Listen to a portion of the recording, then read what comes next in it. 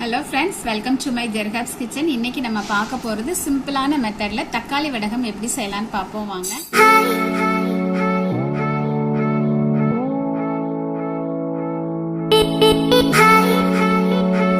தக்காளி வடகம் செய்யறதுக்கு நான் இப்ப பச்சரிசி 2 டம்ளர் எடுத்திருக்கேன்.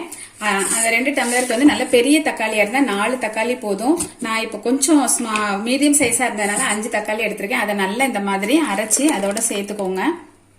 அதோட 1 ஸ்பூன் சீரகம், நல்ல 1 ஸ்பூன் பெருங்காய பொடி, தேவையான அளவுக்கு உப்பு, 1 ஸ்பூன் கிட்ட மிளகாய் தூள். இப்ப நம்ம நல்ல கொலைய இதை எடுக்கணும். அதனால 2 டம்ளருக்கு நான் 6 டம்ளர் தண்ணி சேர்க்க போறேன்.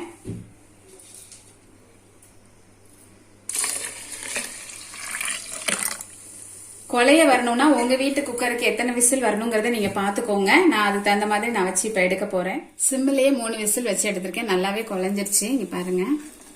இப்ப நம்ம என்ன பண்ணணும் அப்படின்னா ஒரு மத்து அல்லது நல்ல கனமான கரண்டியை வச்சு நல்லா கடைஞ்சு விட்டுக்கலாம்.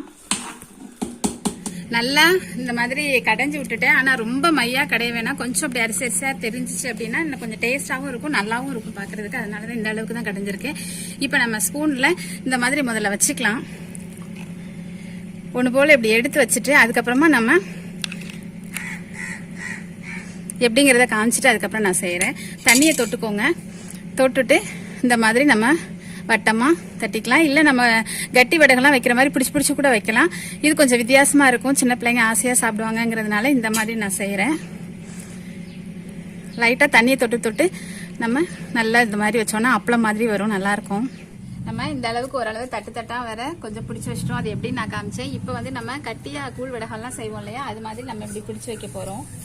கொஞ்சம் ஆறுனதுக்கு அப்புறம் பிடிங்க, இல்லைன்னா இல்லைன்னா தண்ணியை தொட்டு பிடிங்க. இப்போ நான் எல்லாத்தையுமே கிள்ளு வடகம் மாதிரியே வச்சுட்டேன். நீங்க கட்டி ஆக நம்ம அந்த மாதிரி முறுக்கு எல்லாம் செய்வோம் இல்லையா, அந்த தேன் கொலையெல்லாம் செய்வோம் இல்லையா, அதுல வச்சு நம்ம புளிஞ்சு கூட செஞ்சுக்கலாம். இது எப்படி வேணாலும் செஞ்சுக்கலாம். அந்த டேஸ்ட் ஒரே மாதிரி தான் இருக்கும். காலையில நம்ம 6 மணிக்கெல்லாம் ஊற்றணும். பாருங்க இப்போ 4 மணி ஆகுது. ஓரளவு நல்லாவே காஞ்சிருச்சு. இப்போ நம்ம இதை அப்படியே தண்ணி தெளிச்சு எடுத்துட்டு தாம்பளத்துக்கு மாத்திக்கலாம்.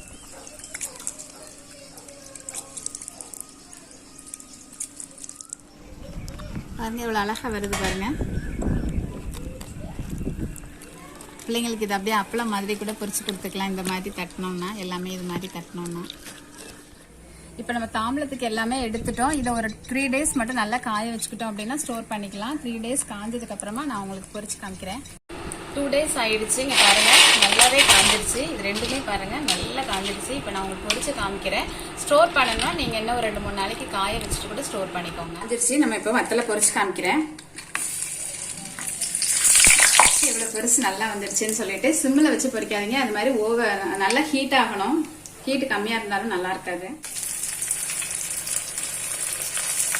போட்டதோட எவ்வளவு பெருசா வருது பாருங்க. நல்லா